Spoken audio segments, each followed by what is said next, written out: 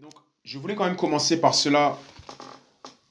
J'aimerais vraiment commencer par cela par rapport au message d'aujourd'hui, par un rappel que 1 Corinthiens chapitre 14 verset 26 nous fait comprendre que lorsque on se rassemble, l'un des buts, il y a plusieurs buts, mais l'un des buts, c'est l'édification. Lorsque tu viens à ce qu'on appelle un culte, ou peut-être que toi tu l'appelles la messe, ou peut-être tu l'appelles le rassemblement, nous venons pour l'édification, et c'est à deux niveaux. Nous venons pour être édifiés, pas pour être pour avoir le divertissement, pardon, mais nous venons vraiment pour être édifiés, pas pour être divertis, voilà. Nous venons vraiment pour être édifiés, et nous venons pour édifier les autres. Donc pareil, nous ne venons pas pour divertir, nous venons vraiment pour édifier les autres. Donc en fait, il y a deux choses dont on doit s'attendre, parmi beaucoup de choses, mais dans le rassemblement. Il y a le fait que toi, tu sois édifié et que tu édifies les autres. J'espère que nous sommes déjà édifiés jusqu'à maintenant, et j'espère que tu vas nous édifier parce que je le rappelle, on ouvre la voie à des hashtags aussi au courant du message. Si voilà, il y a quelque chose qui te marque ou qui te frappe, tu peux nous édifier en proposant un hashtag et les autres n'ont juste qu'à dire valider et ce sera validé. À la fin aussi de l'enseignement, je rappelle que je prendrai aussi des questions. Donc n'hésitez pas à l'envoyer, c'est indiqué, pour qu'ensuite je puisse répondre aux questions. Parce que nous voulons de l'interaction pour être sûr que tout le monde a compris de quoi il s'agit. Parce que ça ne sert à rien de venir ici si tu n'as pas compris. Ça ne sert absolument à rien, tu ne seras pas édifié. Dieu est un Dieu efficace. Et donc, je vais entrer dans le vif du sujet, puisque aujourd'hui nous allons poursuivre notre enseignement, notre série sur la nouvelle Église, et une Église plutôt nouvelle et réformée. On va revenir sur cette notion d'une Église nouvelle et réformée. Et la semaine dernière, on avait entamé une partie qui était intitulée « La tribu survivante ». La tribu survivante. Je vais continuer vraiment dans cet état d'esprit, je vais continuer dans cela, tout simplement déjà parce que la semaine dernière, nous n'avions pas vraiment eu le temps de terminer cette partie-là, d'aller en profondeur, faute de temps. Mais par la grâce de Dieu, là, on a vraiment du temps et on va pouvoir aller encore plus en profondeur. Parce qu'il est important que l'Église comprenne deux choses au regard de ce message. La première chose que l'Église doit comprendre, c'est que l'Église, telle que Jésus l'a pensée, telle qu'elle se vit aujourd'hui, l'Église telle qu'elle est connue aujourd'hui dans la société, doit être nouvelle, renouvelée et réformée. Parce que l'Église telle que la société d'aujourd'hui la perçoit, la regarde et la voit, ce n'est pas l'Église telle que Jésus l'a pensée. Vous savez, on a des fois de quoi être très choqué lorsqu'on lit dans les Écritures, lorsqu'on lit notamment dans Actes des Apôtres, et on voit l'Église œuvrer et fonctionner d'une certaine manière. On est parfois choqué de voir le contraste entre cette Église que l'on lit, et l'Église que l'on vit.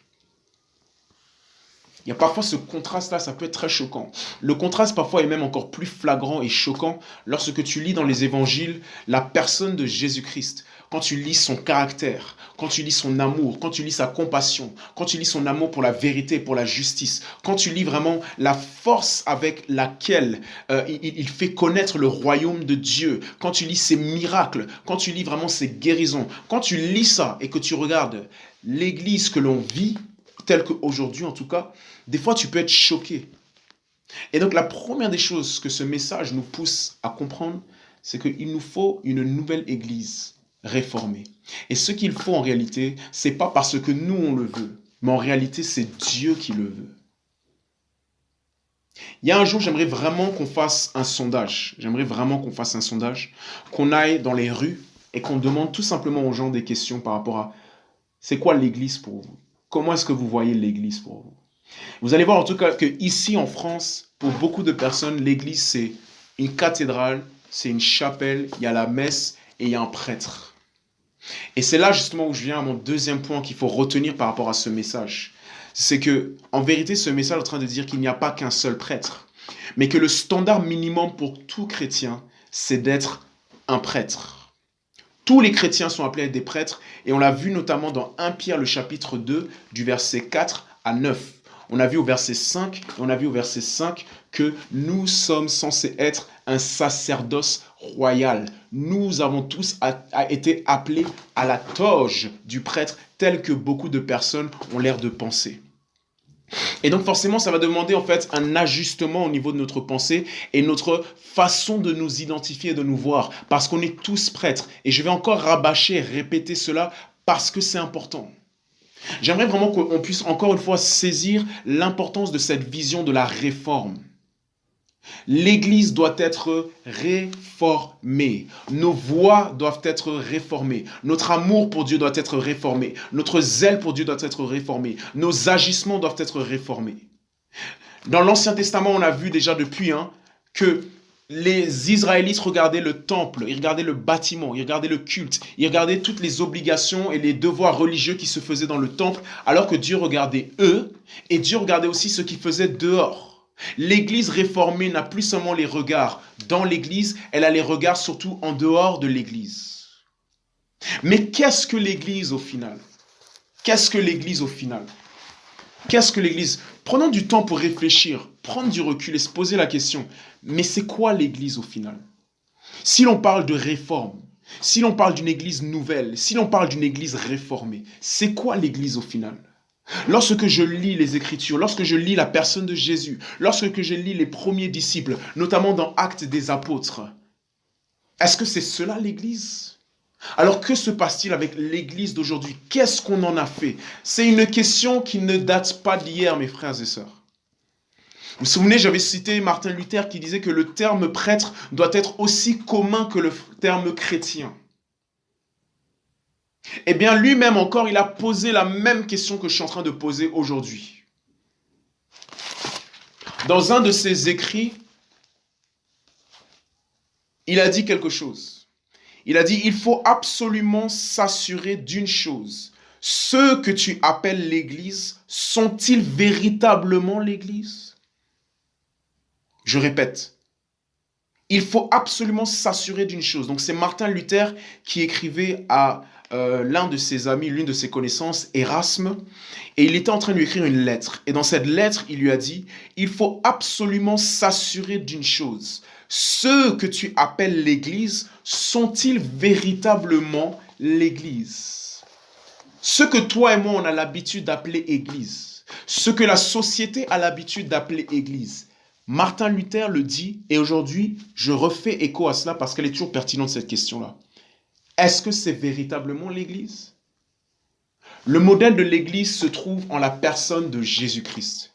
Le modèle de l'Église se trouve dans la parole de Dieu, la Bible. Le modèle de l'Église ne se trouve pas dans ton expérience que tu as pu avoir de l'Église. Le modèle de l'Église ne se retrouve pas dans ce qu'on t'a pu enseigner concernant l'Église. Le modèle de l'Église ne se trouve pas dans les traditions qui ont perpétué de génération en génération. Le modèle de l'Église ne se trouve même pas dans les lieux de culte. Le modèle de l'Église se trouve premièrement en la personne de Jésus-Christ et dans la Bible telle que ça a été révélé. Le modèle de l'Église. Je reprends cette phrase de Martin Luther qui a posé « Il faut absolument s'assurer d'une chose. Ceux que tu appelles l'Église, sont-ils véritablement l'Église ?» On va aller dans Actes des Apôtres, chapitre 17, verset 6. Là, c'est juste mon introduction. Actes des Apôtres, chapitre 17, verset 6, et après on ira dans 1 Pierre. Mais Actes des Apôtres, chapitre 17, verset 6, nous dit quelque chose de fondamental. Et vous vous souvenez, j'avais déjà cité ce verset. Actes des Apôtres 17, verset 6 dit quoi? Ils ne les trouvèrent pas. On va prendre à partir du verset 4 à 6, pour le contexte. Quelques-uns d'entre eux furent persuadés et se joignirent à Paul et à Silas, ainsi qu'une grande multitude de Grecs craignant Dieu, et plusieurs femmes parmi les notables. Mais les Juifs, jaloux, prirent avec eux quelques hommes de rien parmi la populace et provoquèrent des attroupements ainsi que du tumulte dans la ville. Ils se portèrent à la maison de Jason et cherchèrent Paul et Silas pour les amener devant le peuple. Maintenant, verset 6. Ils ne les trouvèrent pas. Alors ils traînèrent Jason et quelques frères devant les magistrats en criant « Ceux-ci qui ont bouleversé le monde entier sont aussi venus ici et Jason les a reçus.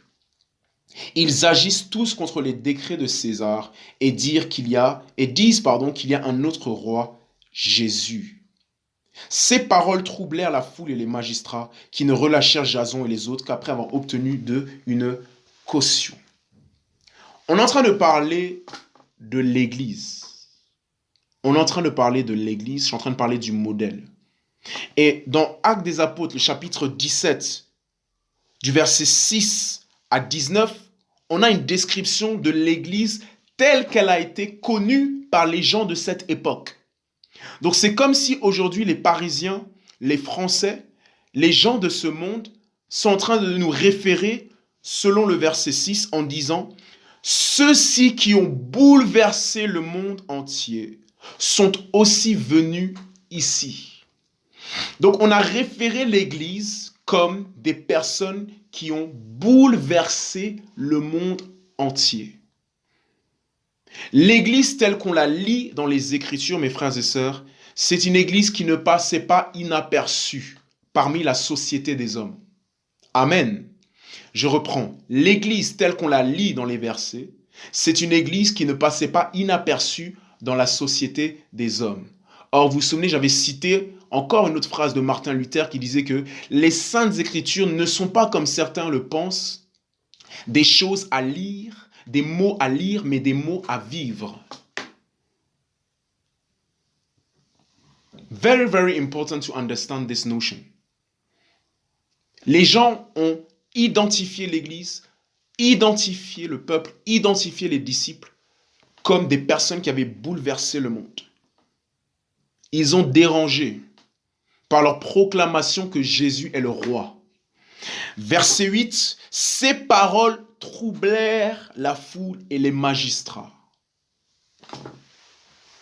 Si on ne réjouit pas les gens par nos paroles, ou si on ne trouble pas les gens par les paroles, on n'est pas en train de lire l'Église telle qu'on la lit dans les Écritures.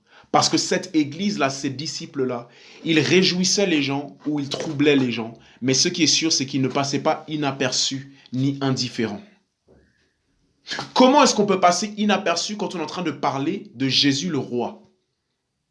Si réellement on est en train de dire que nous avons un Dieu qui a envoyé son Fils unique mourir à la croix et qui nous donne à chacun une nouvelle vie, une transformation intérieure qui se manifeste par un fruit extérieur, comment est-ce qu'on peut passer inaperçu auprès des autres?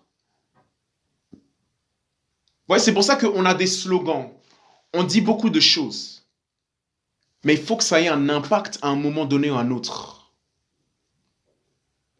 Je commence vraiment par ça en guise d'introduction pour demander comment est-ce que l'Église est perçue. Par quoi est-ce qu'il se réfère à nous et il nous identifie?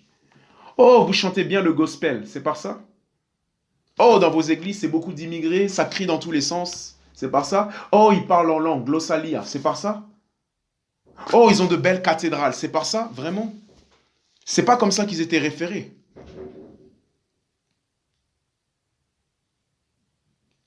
Actes des Apôtres, chapitre 11, verset 26. On a aussi la même chose. Comment est-ce qu'ils étaient référés? Actes des Apôtres, chapitre 11, verset 26. La Bible dit, « Et après l'avoir trouvé, il le conduisit à Antioche. Pendant une année entière, ils participaient aux réunions de l'Église et enseignèrent une foule assez nombreuse. Ce fut à Antioche que, pour la première fois, les disciples furent appelés chrétiens. » Alors, historiquement parlant, on ne les appelait pas tout de suite chrétiens. On les appelait les disciples de la voie, the followers of the way, ceux qui suivent la voie. Historiquement parlant, c'est comme ça qu'on appelait les chrétiens. Parce que la voie, c'était Jésus qui avait dit « Je suis le chemin ». Donc, à cause de ces paroles de Jésus qui disait « Je suis le chemin », les chrétiens étaient référés comme ceux qui suivent le chemin ou ceux qui suivent la voie. C'est comme ça qu'on les identifiait. Lorsqu'on voyait un disciple, on disait « Ah, voici quelqu'un qui suit la voie ». Parce qu'ils savaient très bien qu'ils étaient en train de suivre une autre voie par rapport aux autres. Ils étaient en train de vivre un mode de vie, une voie différente qui avait été établie par la personne de Jésus-Christ.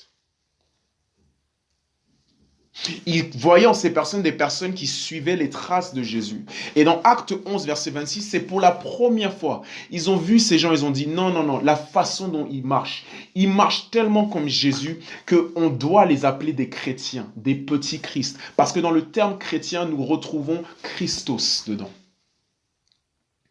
Tu es digne de porter le nom du Christ lorsque tu marches selon ses voies, tu marches sur ses traces. Mais il est évident dans les Écritures que l'Église était perçue d'une certaine manière. Et je vais te choquer encore plus. Sous l'Empire romain, les chrétiens, on les appelait les athées. C'était les chrétiens qui étaient considérés comme des athées. Les premiers athées, c'était des chrétiens. Parce qu'ils ne croyaient pas dans les dieux romains, mais ils croyaient dans le seul et véritable Dieu, et donc on les considérait comme des athées. Comment est-ce que nous sommes perçus? Comment est-ce que nous sommes catalogués? Pourquoi est-ce que je réfléchis comme ça? Je réfléchis comme ça et je parle comme ça parce que tu penses que Dieu va juste nous laisser faire des cultes et des cultes, des oblations, des sacrifices, aller faire des cantiques, des assemblées comme les enfants d'Israël et juste être satisfait de cela quand le but véritable pour lequel il a bâti son église n'est pas encore atteint. Dieu forcément réfléchit.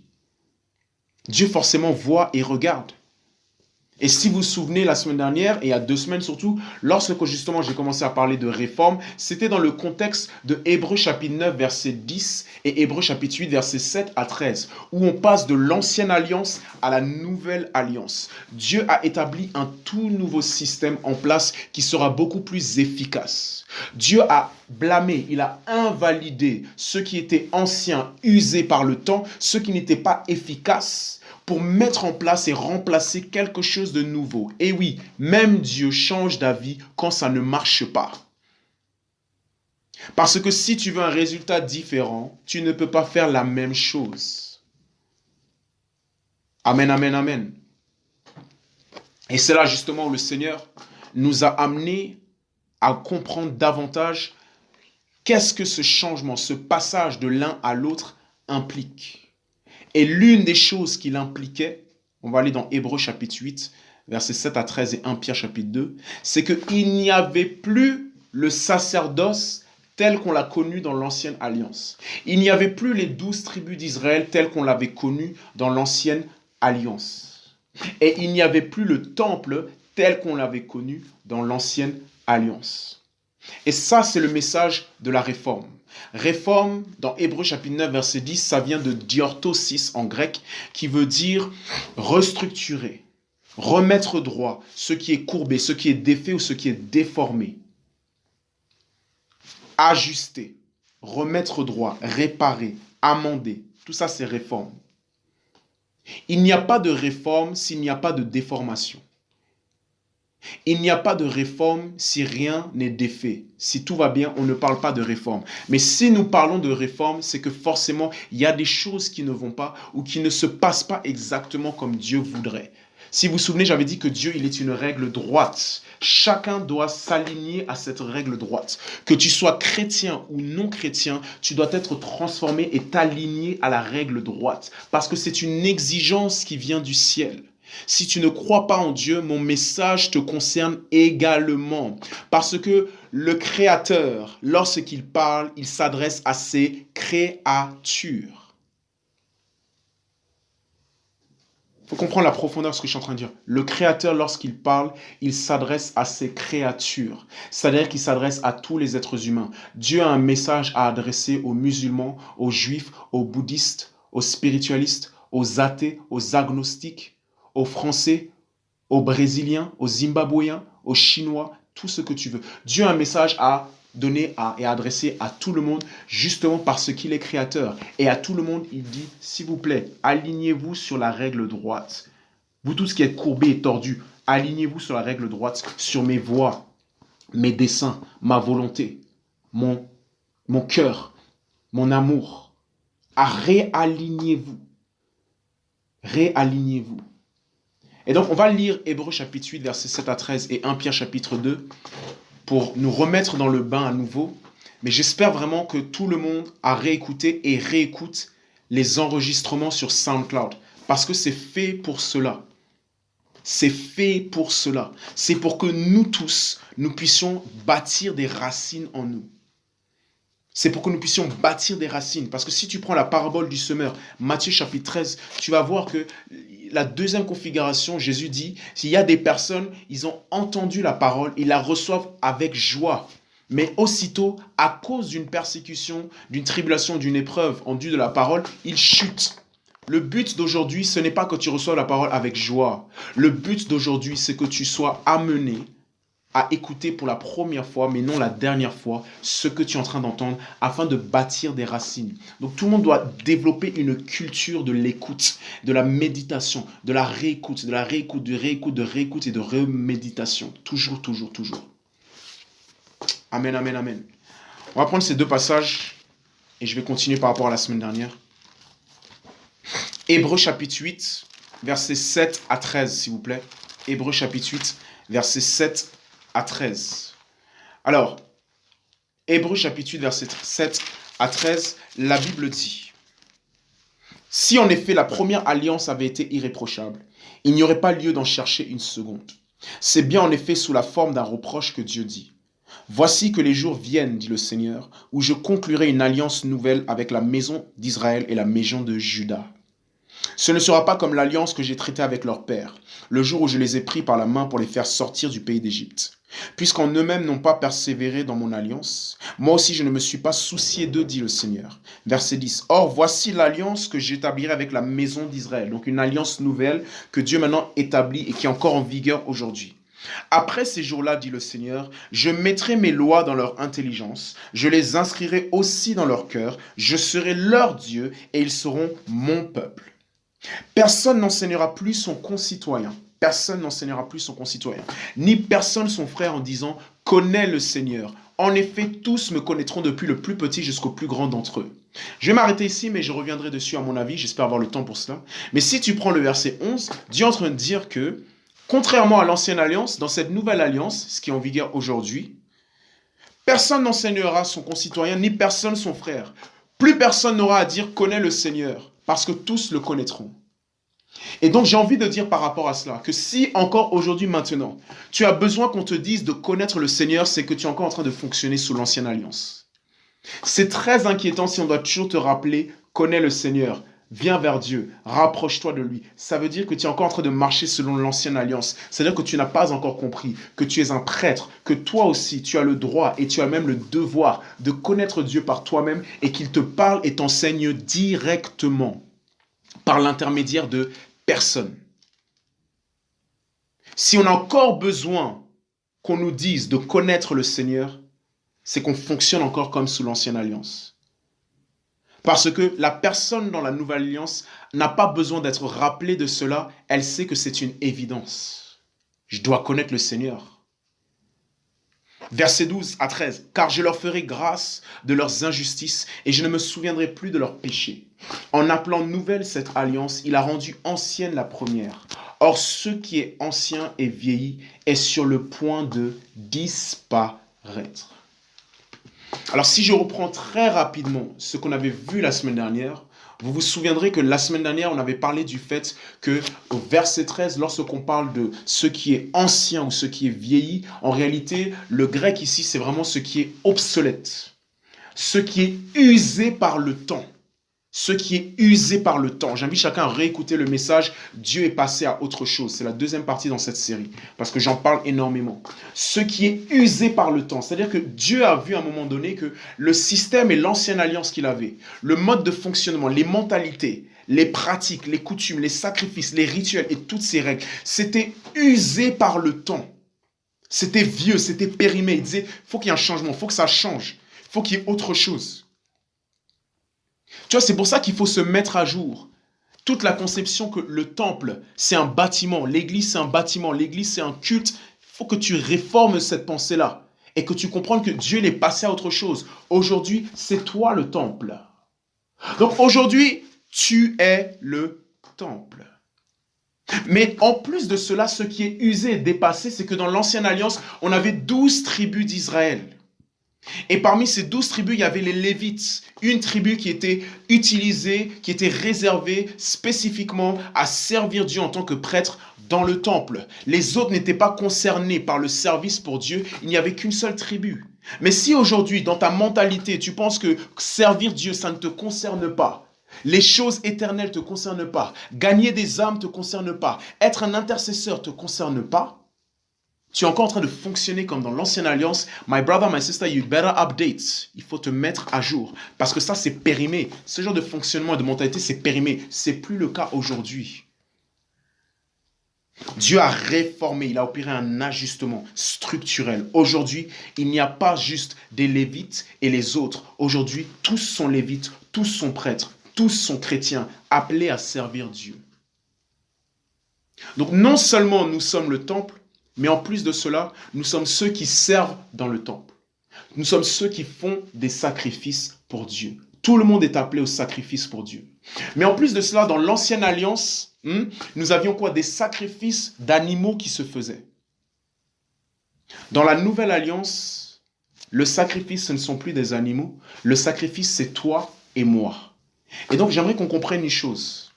Dans l'ancienne alliance, nous sommes un cumul de plusieurs choses. Nous sommes une addition de plusieurs choses. Nous sommes le temple dans lequel les gens rencontrent Dieu. Nous sommes en même temps les prêtres qui servent Dieu dans le temple et font des sacrifices, mais nous sommes en même temps le sacrifice. Donc tu es le sacrifice, tu dois être un sacrifice pour Dieu, Romains 12, 1. Tu es en même temps celui qui apporte et fait des sacrifices, le prêtre, et tu es en même temps le temple dans lequel se font des sacrifices et où on rencontre Dieu. Ça doit shifter. Ça doit shifter en nous. On doit maintenant comprendre cela. Ça, c'est véritablement ce que Dieu veut de son Église. Et je relis ce que Martin Luther a dit. Il faut absolument s'assurer d'une chose. Ceux que tu appelles l'Église,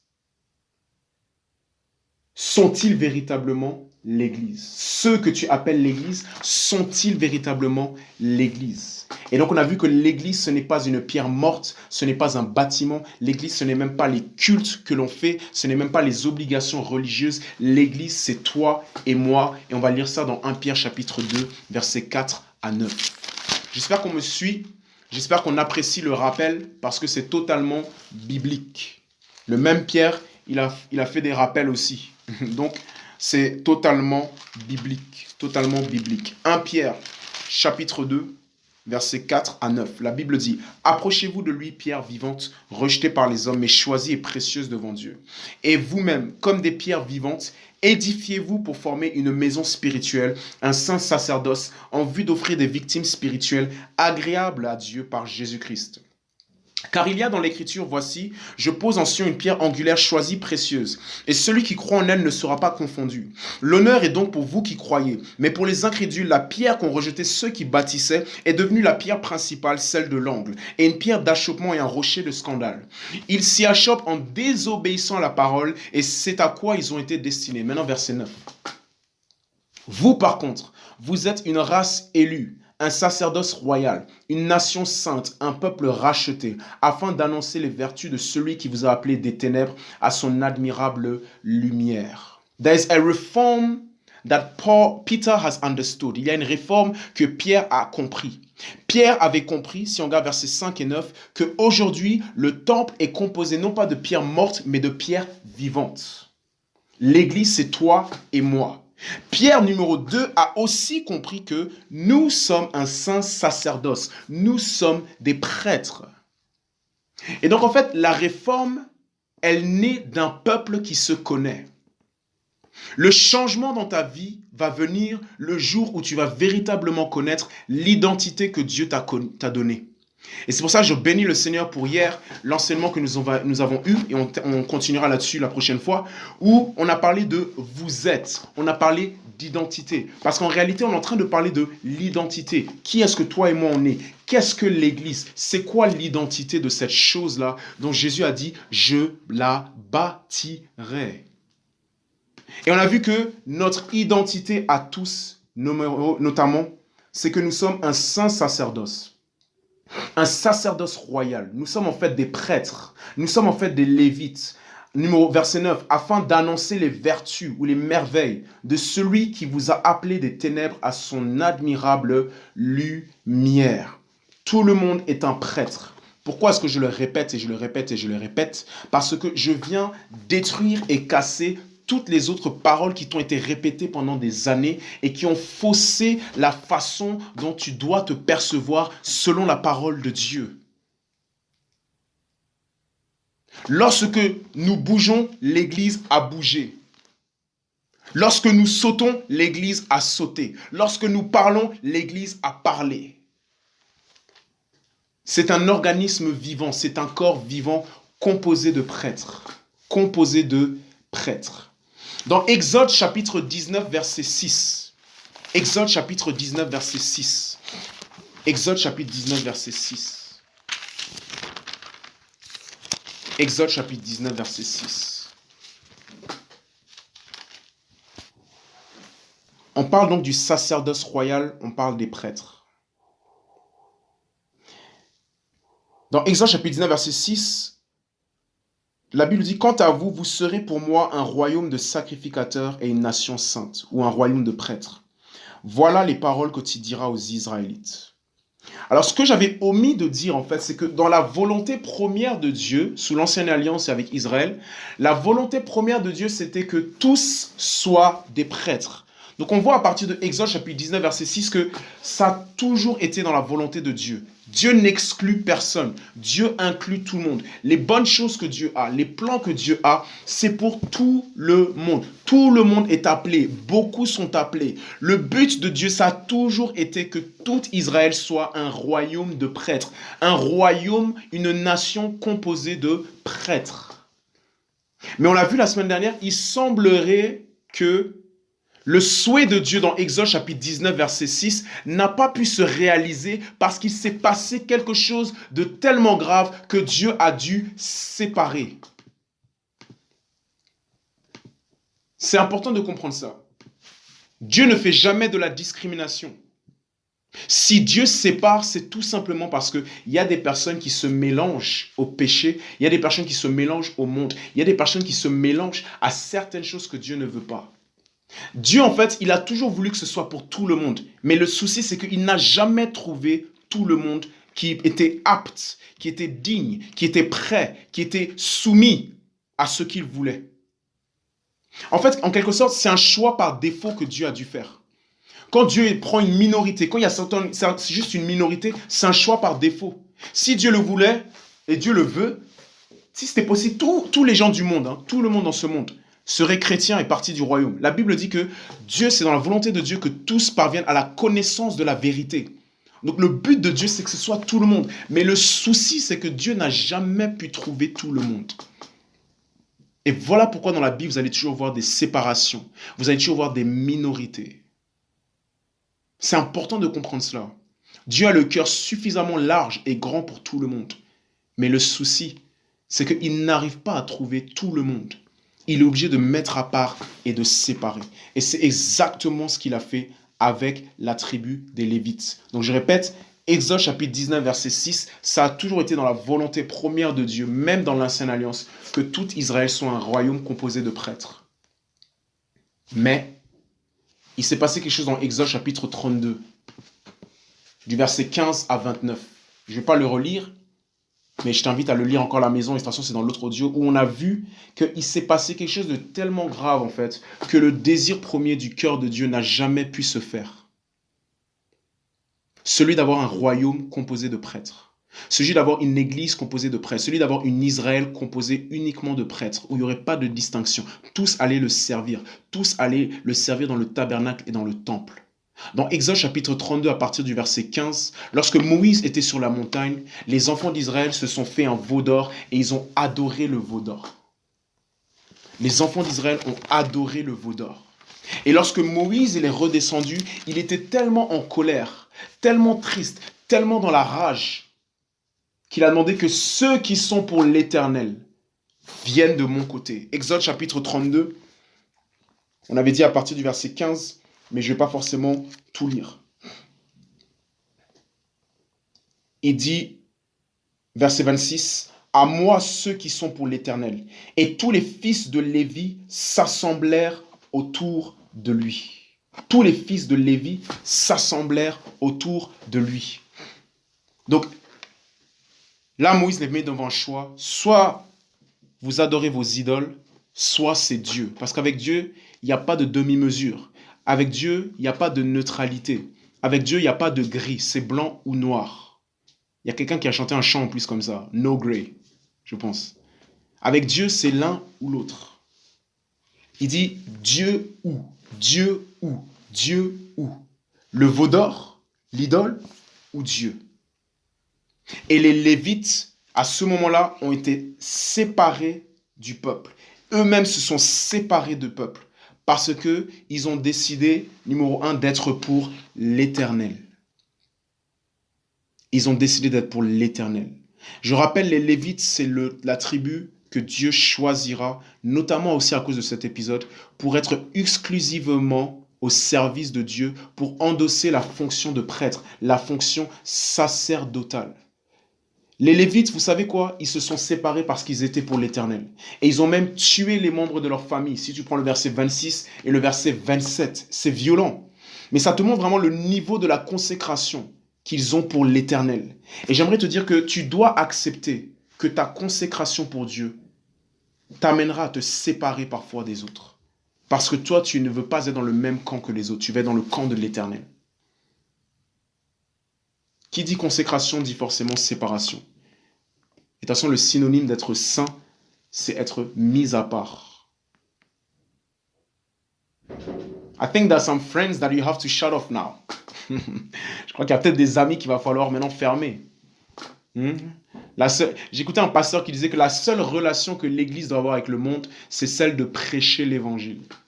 C'est celle de prêcher l'Évangile. C'est celle de présenter Jésus. Aucune autre relation que présenter les intérêts du royaume de Dieu. On ne fait pas de la diplomatie en tant qu'ambassadeur du Christ pour trouver des compromis avec le monde. Non, non, non, non, non, non, non. Je répète, on ne fait pas de la diplomatie en tant qu'ambassadeur du Christ pour trouver des compromis avec le monde. Il n'y a pas de terrain d'entente entre nous. Les Lévites, ils ont compris ça. Eux, ils sont pour l'Éternel.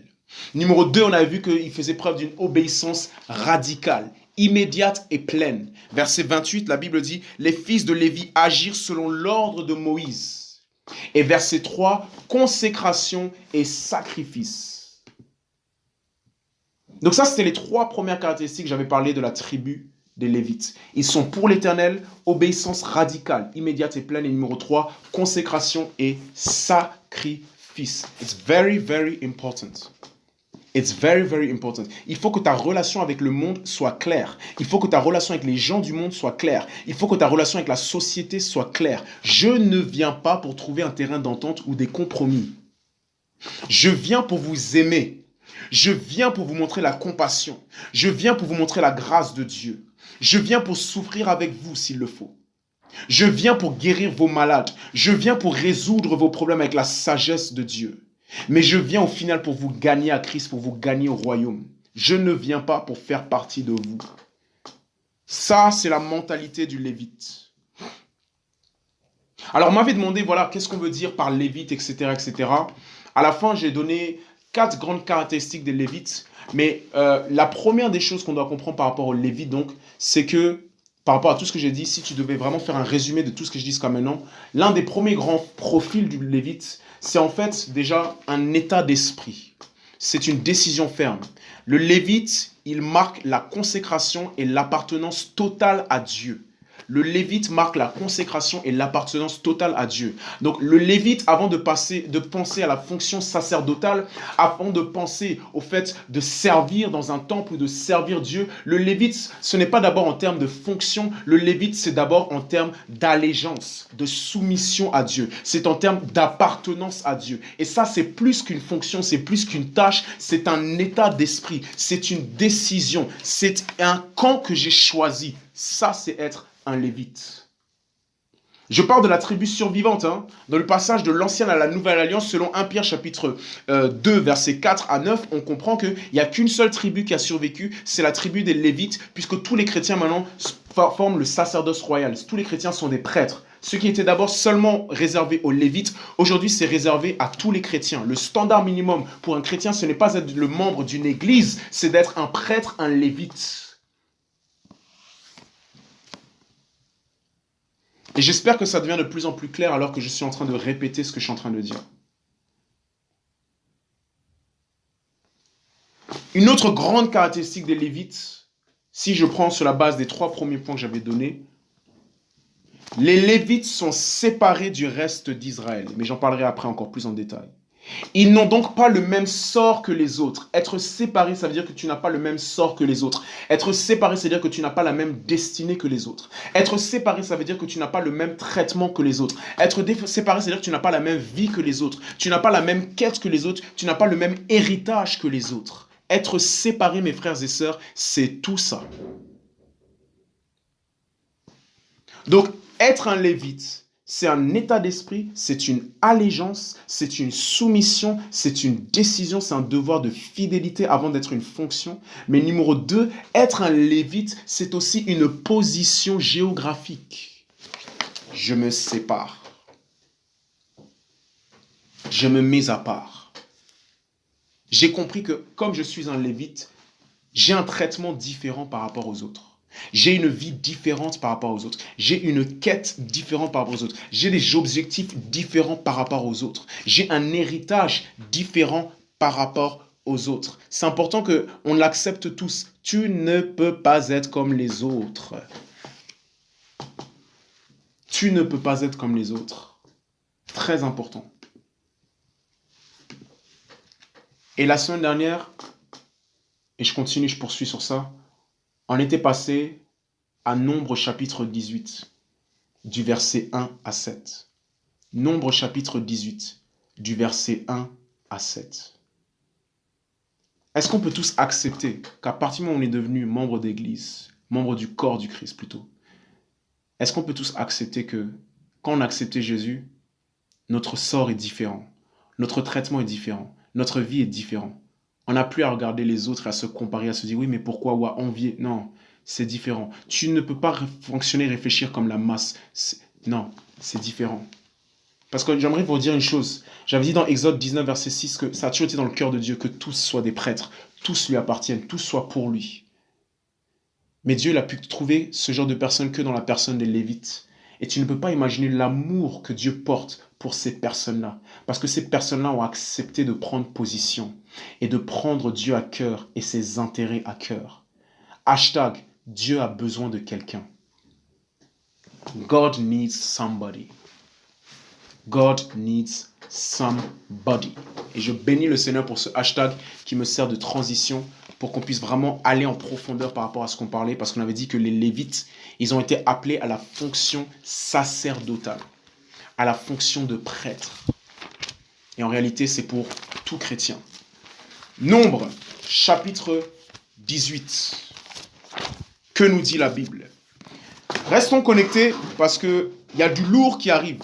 Il y a plus encore qui arrive. Il y a plus encore qui arrive. Je vais te montrer que lorsque tu es né, que tu es sorti du ventre de ta mère, tu es sorti avec un marteau. Tu es sorti avec des outils de travail. Tu es né ouvrier, tu es né serviteur à cause de la race et de la tribu dans laquelle tu es venu. Ah!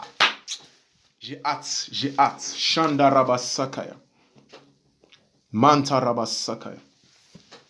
Nombre chapitre 18, verset 1 à 7. L'Éternel dit à Aaron, toi, tes fils et ta famille,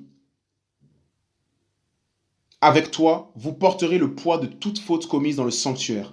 Toi et tes fils avec toi, vous porterez le poids de toute faute de votre sacerdoce. Fais aussi approcher avec toi tes frères, la tribu de Lévi, la tribu de ton père, afin qu'ils te soient attachés et qu'ils t'assistent, tandis que toi et tes fils avec toi, vous serez devant la tente du témoignage. Ils observeront ton ordre et auront la garde de toute la tente, mais ils ne s'approcheront ni des ustensiles sacrés, ni de l'autel, de peur que vous ne mouriez, eux et vous. Ils te seront attachés et ils auront la garde de la tente de la rencontre pour tout le service de la tente. Aucun étranger n'approchera de vous. Vous aurez la garde du sanctuaire et la garde de l'autel, afin que l'indignation de l'Éternel n'éclate pas contre les Israélites. Voici que j'ai pris vos frères, les Lévites, parmi les Israélites. Donnés à l'Éternel, ils vous sont remis en don pour faire le service de la tente de la rencontre. Toi et tes fils avec toi, vous observerez les fonctions de votre sacerdoce pour tout ce qui concerne l'autel et pour ce qui est à l'intérieur, au-delà du voile, vous en ferez le service. Votre sacerdoce est un service duquel je vous fais don. L'étranger qui approchera sera puni de mort.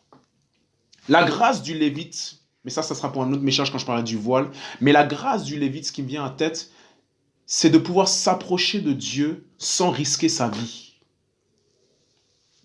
La grâce du Lévite, c'est de pouvoir s'approcher de Dieu sans risquer sa vie.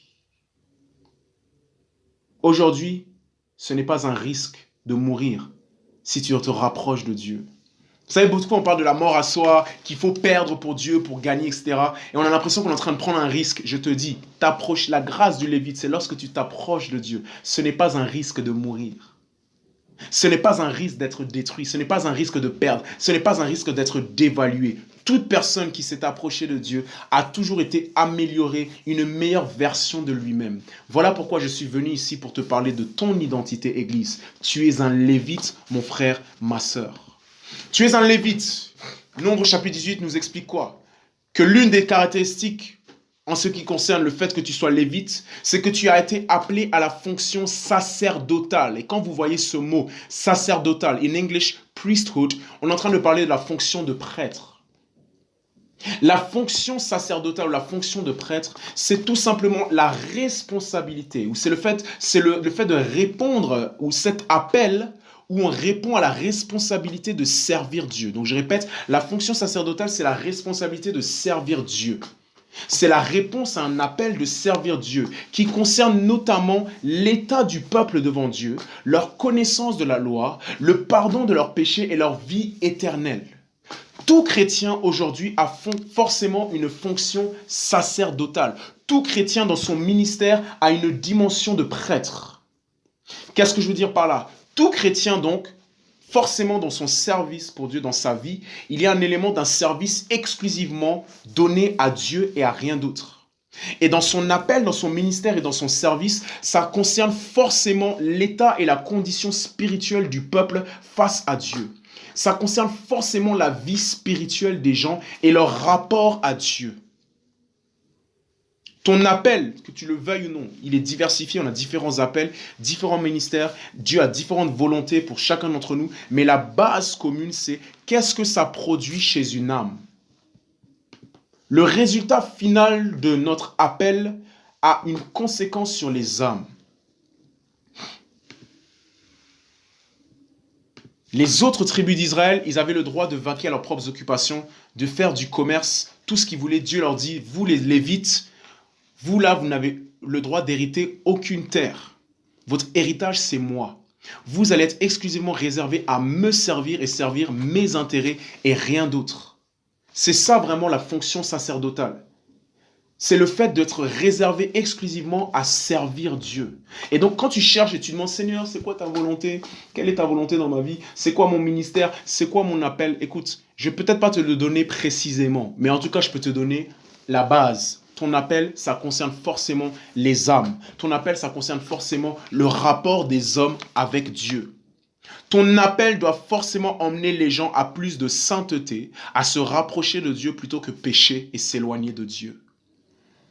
Si tu veux comprendre ton appel, c'est important de comprendre la fonction sacerdotale de prêtre. Parce que le but du prêtre, c'était de rapprocher les gens avec Dieu. C'était de servir de médiateur entre Dieu et les hommes. C'était de offrir des sacrifices pour que les hommes soient réconciliés avec Dieu. Donc, c'est-à-dire que dans ton appel, dans l'ADN de ton appel, il y a forcément un élément de faire en sorte où les gens se rapprochent de Dieu plutôt que s'éloignent de Dieu. Il y a un élément où les gens doivent mieux comprendre Dieu plutôt que ne pas comprendre Dieu. Nous sommes tous appelés au ministère de la réconciliation, la Bible dit. Service pour Dieu, état et conditions spirituelles du peuple face à Dieu. Numéro 3, ils portent le péché, leur péché et le péché du peuple. Donc c'est là que je suis en train de parler, que tu restaures forcément la relation que les gens ont avec Dieu. Les affaires éternelles, les âmes, c'est l'affaire de tous, parce que nous sommes tous des prêtres.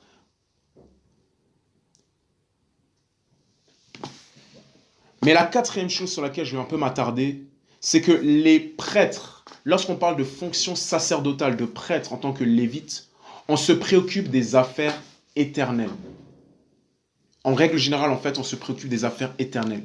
La relation de l'homme avec Dieu, la condition de son éternité, l'avancement du royaume de Dieu. 4. Faire connaître Dieu aux nations. 5. Témoignage et proclamation de ses merveilles. Donc je répète, lorsque je parle des affaires éternelles, je parle des affaires de Dieu. Je suis en train de dire, les affaires éternelles concernent la relation de l'homme avec Dieu. Numéro 2, la condition de leur éternité. Qu'en est-il de leur vie après la mort? 3. L'avancement du royaume de Dieu. Il faut que le royaume de Dieu, les intérêts du royaume de Dieu puissent augmenter davantage. 4. Faire connaître Dieu aux nations. Et 5. Témoignage et proclamation de ses merveilles. Tous les appels sont uniques. Tous les appels sont différents. Tous les ministères sont uniques. On n'a pas tous à faire la même chose pour Dieu, mais ça comprend des bases communes. C'est important de comprendre ça. J'espère qu'on a compris ce que je suis en train de dire pour le moment. Dans ton appel, forcément, il y a un élément où ça rapproche les gens de Dieu, où ça les fait connaître Dieu, où ça les aide dans la condition de leur éternité, où tu leur rappelles les questions existentielles de cette vie, la moralité, tu les amènes à la justice, à être vrai, tu les pousses à plus de sanctification. Bref, tu les réconcilies davantage au ciel. Les affaires éternelles, ça ne concerne pas les affaires de la terre principalement. C'est d'abord les affaires qui concernent Dieu et le royaume et le ciel. Je vais aller encore plus loin sur cette affaire des affaires éternelles. J'ai vraiment besoin que chacun en fait comprenne cette notion des affaires éternelles. Je suis en train d'expliquer la fonction sacerdotale, la fonction de prêtre. Qu'est-ce qu'on veut dire quand on est en train de parler de prêtre? J'avais dit numéro 1 que déjà c'est un état d'esprit, une soumission, un abandon total à Dieu. J'avais dit numéro 2 que c'est une séparation. J'ai compris que j'ai un traitement différent par rapport aux autres. J'ai un sort différent, une destinée différente par rapport aux autres. Parce que je me tiens exclusivement devant Dieu. Ma cause, c'est celle de Dieu. Ma vie, c'est celle de Dieu. Ma mission, c'est celle de Dieu. Les autres tribus d'Israël, leur mission, ils n'avaient pas pensé à Dieu. Ils avaient pensé à leur argent, ils avaient pensé à leur terrain, ils avaient pensé à leurs bœufs, ils avaient pensé à leurs affaires. Tu vois, comment les affaires du monde, pour eux, sur la terre, allaient prospérer. Comment ils allaient se faire plus d'argent. Mais les Lévites, eux, c'était constamment penser à Dieu. Constamment penser à Dieu parce qu'ils étaient dans le temple tout le temps. C'est important de comprendre ça. Les affaires éternelles. Il y a une différence vraiment entre la fonction de Lévite, le fait d'être un Lévite, et les autres. Ce qui différencie les services, vocations et fonctions du monde, c'est qu'elles sont terrestres. Ça concerne uniquement les affaires de ce monde. Et ça n'a aucune perspective éternelle ni reliée à Dieu. Donc je suis en train de faire une opposition. S'il vous plaît, si on peut écrire ça pour que ce soit clair. Il y a une opposition entre les affaires éternelles et les affaires terrestres. Il y a une opposition entre les affaires éternelles et les affaires terrestres. Toi et moi, selon notre identité de Lévite, on a été appelés aux affaires éternelles, pas aux affaires terrestres. Qu'est-ce que je veux dire encore une fois? Quand je parle des affaires terrestres, ça concerne uniquement les affaires de ce monde et ça n'a aucune perspective éternelle ni reliée à Dieu. Il n'y a aucune connexion avec la vie d'après ou ce n'est pas lié à la personne de Dieu. Ça concerne seulement les choses terrestres. Ça concerne seulement les choses ici-bas. Et je vais te donner des exemples de certaines affaires terrestres pour nous montrer qu'en tant que Lévites, Dieu ne nous a pas appelés à cela. Dieu nous a appelés à plus que des affaires terrestres. Alors, dans un gouvernement, et là j'ai pris le gouvernement français, il y a un gouvernement et il y a plusieurs ministères. On a d'abord le ministère auprès du Premier ministre. Et dans le ministère auprès du Premier ministre, on a notamment un ministère ou un département qui est exclusivement chargé de la communication du gouvernement. Donc c'est là où tu vas trouver un porte-parole. À chaque fois que vous regardez la télévision, vous allez voir un porte-parole du gouvernement qui va expliquer ce que le gouvernement a décidé. Porte-parole. En France, je ne vais pas nommer la personne, mais je pense que beaucoup d'entre nous, on sait de qui il s'agit. Dans le ministère du Premier ministre, on a aussi une personne, on a tout un pôle chargé de l'égalité entre les femmes et les hommes et la lutte contre les discriminations. Donc c'est dans ce ministère-là que tu vas trouver toutes les affaires qui concernent l'égalité entre les hommes et les femmes. Est-ce que les femmes sont payées au même titre que les hommes pour une compétence égale? Les luttes contre les discriminations. Est-ce que les gens sont discriminés sur la base de leur race, sur la base de leur conviction, leur religion, sur la base de leur classe sociale? Donc dans ce ministère-là, le fardeau de ces personnes qui travaillent là-bas, c'est l'égalité entre les hommes et les femmes et la lutte contre les discriminations. Mais je suis en train de dire que ces choses-là, elles sont bonnes, mais ce sont des affaires premièrement terrestres. Et vous savez, quand on est des enfants de Dieu, qu'on arrive dans le Seigneur, notre intelligence doit être renouvelée. On vient avec des ambitions, on vient avec toutes sortes de choses et on porte des affaires dans notre cœur qu'on veut voir réalisées sur cette terre. Mais on doit faire attention à ce que ce ne soit pas des affaires purement terrestres. Est-ce que tu portes des affaires éternelles? Est-ce que tu te fais ambassadeur, ministre des affaires éternelles? Le Lévite est un ministre des affaires éternelles. Alors, dans un gouvernement, notamment le gouvernement français, on a ensuite le ministère de la Justice. Le ministère de la Justice se soucie de toutes les affaires qui concernent la justice, le droit, les tribunaux, les procès. On a le ministère des Affaires étrangères qui, lui, se soucie des relations d'un pays avec d'autres pays. C'est toutes les relations internationales. Ça, ce sont des affaires, au final, purement terrestres. Je vais expliquer pourquoi terrestre, pourquoi éternel, et que nous, on est appelés aux affaires éternelles. Mais dans chaque gouvernement, il y a différents ministères, différentes affaires. On a le ministère des armées, qui concerne toutes les affaires relatives à l'armée. On a le ministère de l'éducation, qui s'occupe de l'éducation de la nation dans un peuple. Donc le ministère de l'Éducation en France s'occupe de toutes les écoles, les collèges, les lycées, les écoles primaires. Tu vois, et il y a un fardeau, il y a des affaires qui concernent ces choses-là. Mais je suis en train de dire que toutes ces choses-là, même si tu as une vocation pour ces choses-là, si ça ne vient pas de Dieu, tu es juste en train de t'adonner à des affaires terrestres, c'est-à-dire des affaires qui proviennent de la terre et qui concernent la terre et qui s'arrêteront avec la terre. Je répète, des affaires terrestres, des affaires qui proviennent de la terre, qui concernent la terre et qui s'arrêteront avec la terre. Je répète, des affaires qui proviennent de la terre, qui concernent la terre et qui s'arrêteront avec la terre, par opposition aux affaires éternelles, qui, elles, proviennent de Dieu. Nous avons tous été appelés à la fonction de prêtre, c'est ce que j'étais en train de dire. Et dans cela, il nous faut comprendre en fait ce qu'est la fonction sacerdotale, ce qu'est la fonction de prêtre. Qu'est-ce qu'on veut dire lorsqu'on parle d'un prêtre? Alors, lorsqu'on parle d'un prêtre, lorsqu'on parle de la fonction sacerdotale, je disais donc que c'était justement celui qui était préoccupé par les affaires éternelles. C'est-à-dire qu'il était préoccupé par tout ce qui concerne la relation de l'homme avec Dieu, la condition de son éternité, l'avancement du royaume de Dieu. Celui de faire connaître Dieu aux nations et de porter le témoignage et la proclamation des merveilles de Dieu. Et je suis en train de dire que bien si tous les appels sont différents et sont uniques, il y a une base commune pour tous les appels, c'est celle de porter les affaires éternelles. Celle vraiment par opposition aux affaires terrestres. Donc, ce qui différencie vraiment les services, vocations et fonctions dans ce monde, c'est qu'elles sont terrestres. Elles proviennent du monde, elles concernent le monde et elles s'arrêtent avec le monde. Alors que les affaires éternelles, c'est différent. Les affaires éternelles, elles proviennent de Dieu. Elles concernent l'éternité, elles concernent les choses de Dieu, elles concernent le royaume de Dieu et elles ne s'arrêtent pas avec le monde, mais ça a une portée au-delà de la vie de la personne, au-delà de ce monde présent aujourd'hui. Et je suis en train de parler que dans ce monde, il y a beaucoup d'exemples d'affaires terrestres. Et je prenais l'exemple d'un gouvernement, notamment le gouvernement français. On a le ministre de la Justice, on a le ministre des Affaires étrangères, on a le ministre de l'Éducation qui s'occupe donc de l'éducation des enfants dans la nation.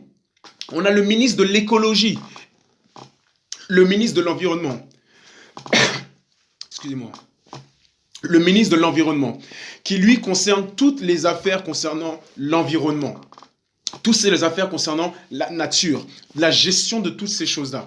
Tout ça, ça reste des affaires terrestres. D'autres exemples d'affaires terrestres. Vous connaissez, voilà, dans ce monde, tout le monde est passionné par quelque chose. Tout le monde a une vocation pour quelque chose. Tout le monde vraiment veut accomplir quelque chose. Et très souvent, les gens, ils portent dans leur cœur des affaires terrestres. On a par exemple des ONG. J'avais donné l'exemple mercredi soir notamment des ONG. Tu peux prendre par exemple une ONG comme Greenpeace. Eux, leurs affaires, c'est quoi? C'est l'environnement. Ça reste une affaire purement terrestre. Dans le sens où il s'agit vraiment d'améliorer l'environnement, d'améliorer l'écologie dans ce monde. Mais nous qui sommes des Lévites, nous ne sommes pas appelés à nous arrêter seulement à améliorer l'environnement dans ce monde. Parce que les affaires éternelles sont opposées aux affaires terrestres. Quand tu es un Lévite, tu ne peux pas te donner à n'importe quelle fonction. Un exemple d'affaires terrestres encore. Nous avons par exemple des organisations internationales comme les Nations Unies, etc., qui eux travaillent et œuvrent pour le développement durable dans le monde. Contre la pauvreté, contre la faim, contre les guerres. Toutes ces choses-là, au final, aux yeux de Dieu, ça reste des affaires terrestres parce que ça concerne les choses de ce monde. Ça provient du monde et ça concerne les choses de ce monde. Je peux prendre l'exemple aussi de certaines entreprises comme Apple, comme Google, comme Facebook. Toutes ces entreprises, ce sont des affaires terrestres qu'elles portent parce que ce sont des affaires qui concernent purement la terre et pour la terre. Par exemple, ces entreprises, c'est quoi? Pour l'avancée technologique dans ce monde. Bon, certaines, c'est aussi pour se faire de l'argent. Donc, mais vous voyez que on a des affaires terrestres. Elles ont pour cause, elles ont pour mission, elles ont pour fardeau des choses qui concernent le monde, qui concernent la terre et qui vont s'arrêter avec la terre. Mais les Lévites sont appelés à la fonction sacerdotale, des affaires éternelles, des affaires qui concernent et qui sont liées à Dieu, qui sont concernées par l'âme, qui sont concernées par l'éternité, qui sont concernées par la vie après la mort, qui sont concernés par le rapport des hommes à Dieu. Je ne sais pas si vous connaissez même, mais je vais prendre un autre type d'affaires terrestres. Par exemple, les Femen. Ça, c'est un groupe de femmes féministes en Russie. Eux, leur cause, c'est le féminisme. C'est l'égalité entre les hommes et les femmes. C'est l'émancipation des femmes. J'ai donné l'exemple mercredi soir d'une auteure nigériane qui s'appelle Chimamanda Ngozi Adichie qui a écrit un livre qui s'appelle « Nous devons tous être des féministes ». We should all be feminists. Tout ça, ce sont des affaires terrestres. Tout ça, ce sont des affaires terrestres. Tout ça, ce sont des affaires qui concernent purement la terre. Je ne suis pas en train de dire que c'est mauvais. Je ne suis pas en train de dire qu'il ne faut pas travailler dans une ONG ou quoi que ce soit. Je ne suis pas en train de dire qu'elles ne servent à rien. Mais au final, quand tu es un Lévite, ce qui te concerne, ce sont les affaires éternelles. Les affaires terrestres, ça se voit aussi par tous ceux peut-être qui sont pris par la cause des Noirs, et le panafricanisme. Il faut que l'Afrique soit grande, il faut que l'Afrique puisse de nouveau briller dans ce monde. Kemi Seba, Thomas Sankara, Black Lives Matter qu'on voit aux États-Unis. Tous ces différents mouvements qui peuvent être très intéressantes, très alléchantes. On a envie d'y prendre part, mais on doit réaliser une chose. Ces affaires-là, au final, elles sont terrestres. Elles concernent les choses de la terre et elles s'arrêtent avec la terre et elles proviennent de la terre. On fait vraiment cette opposition entre les affaires éternelles et les affaires terrestres. Qu'est-ce que toi et moi, on doit porter dans notre cœur ? Est-ce que tu dois porter dans ton cœur l'environnement? Est-ce que tu dois porter dans ton cœur les avancées technologiques? Est-ce que tu dois porter dans ton cœur la cause des Noirs, le racisme, le féminisme? Est-ce que tu dois porter dans ton cœur tous les objectifs des organisations internationales de ce monde? Les affaires premières qui nous concernent. Et attention, il ne faut pas mal me comprendre. Je ne suis pas en train de dire que ces choses-là ne sont pas bien ou qu'elles servent à rien. Mais ce que je suis en train de dire, c'est que le Lévite, le chrétien qui est un prêtre, ce qui les concerne au final, ce sont les affaires éternelles. La cause de Dieu, la cause du royaume, l'état des gens face à Dieu, leur relation avec Dieu, la condition de leur éternité, les choses qui iront au-delà de cette vie présente. Si aujourd'hui, tu devais manifester ou tu devais rejoindre un mouvement, fais en sorte de rejoindre le mouvement de Dieu. Et fais en sorte de manifester pour les causes de Dieu, pour des affaires éternelles. Parmi les Lévites, il y avait plusieurs fonctions, mais une seule vocation, Dieu et les affaires éternelles de son royaume. Et ça, c'est important. Le Lévite, il laisse Dieu créer en lui des fardeaux pour les choses éternelles et non pas les choses terrestres. Très important de comprendre cette distinction-là. Il y a une opposition, une distinction entre les Lévites et les autres. Les Lévites, ils portent dans leur cœur les affaires éternelles qui proviennent de Dieu, qui concernent Dieu et qui ne s'arrêtent pas avec ce monde. Alors que les affaires terrestres que j'ai pu citer, c'est des affaires qui proviennent de cette terre et qui concernent cette terre. Et ça va s'arrêter avec cette terre. Le racisme, l'inégalité entre les hommes et les femmes, les problèmes de l'environnement, les avancées technologiques, le progrès de l'homme et de l'humanité, toutes ces choses-là, il n'y aura plus dans le royaume de Dieu, mon frère, ma sœur. On va prendre Ésaïe. Ésaïe chapitre 9. Tu vas comprendre que Dieu, il cherche des recrues. On va prendre Ésaïe chapitre 9 à partir du verset 6. Ésaïe chapitre 9, verset 6. Et on va lire aussi Ésaïe chapitre 11. Ésaïe chapitre 9, verset 6, la Bible dit, verset 5 à 6, « Car un enfant nous est né, un fils nous est donné, et la souveraineté reposera sur son épaule. On l'appellera admirable, conseiller, Dieu puissant, Père éternel, prince de la paix. » Renforcer la souveraineté et donner une paix sans fin au trône de David et à son royaume, l'affermir et le soutenir par le droit et par la justice, dès maintenant et à toujours, voilà ce que fera le zèle de l'Éternel des armées. Donc la Bible est en train de dire que la souveraineté ou le gouvernement reposera sur les épaules de Jésus-Christ. Jésus-Christ est un roi et il a aussi un gouvernement. Et dans son gouvernement, il y a différents ministères. Mais tous ces ministères ont pour point commun qu'elles portent les affaires éternelles à cœur. Et je suis en train de dire que les affaires terrestres de ce monde, ils se battent pour l'égalité entre les races, les noirs et les blancs. Ils se battent pour l'égalité entre les hommes et les femmes.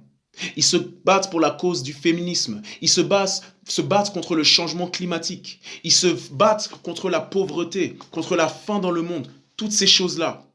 Mais ce sont au final des affaires purement terrestres. Ça ne concerne pas les affaires du royaume de Dieu. Je ne suis pas en train de dire que Dieu ne s'importe pas de ces choses, sont importantes pour Dieu. Le fait de voir la faim dans le monde, c'est important pour Dieu. Ça lui fait mal de voir cela. Mais ce que je suis en train de dire, c'est que c'est quelque chose qui va s'arrêter avec la terre. Parce que dans le gouvernement de Dieu, il n'y a ni pauvres, ni affamés. Il n'y a ni racisme, ni discrimination. Il n'y a ni problème climatique. Tous vivent dans un monde beau et harmonieux, où le règne de Dieu se fait connaître partout. On va vous lire Ésaïe chapitre 11. Ça nous dit ça énormément et c'est un très beau passage. Ésaïe chapitre 11, à partir du verset 3 jusqu'à 9. Il respirera dans la crainte de l'Éternel. Il ne jugera pas sur les apparences. Il n'arbitrera pas sur un oui-dire. Il n'arbitrera pas sur un oui-dire. Mais il jugera les pauvres avec justice. Avec droiture, il sera l'arbitre des malheureux de la terre. Il frappera la terre du sceptre de sa parole. Et du souffle de ses lèvres, il fera mourir le méchant. La justice sera la ceinture de ses reins et la fidélité la ceinture de ses hanches. Le loup séjournera avec l'agneau et la panthère se couchera avec le chevreau. Le veau, le lionceau et le bétail qu'on engraisse seront ensemble et un petit garçon les conduira. La vache et l'ours auront un même pâturage, leurs petits une même couche, et le lion comme le bœuf mangera de la paille. Le nourrisson s'ébattra sur l'autre de la vipère, et l'enfant sevré mettra sa main dans le trou de l'aspic.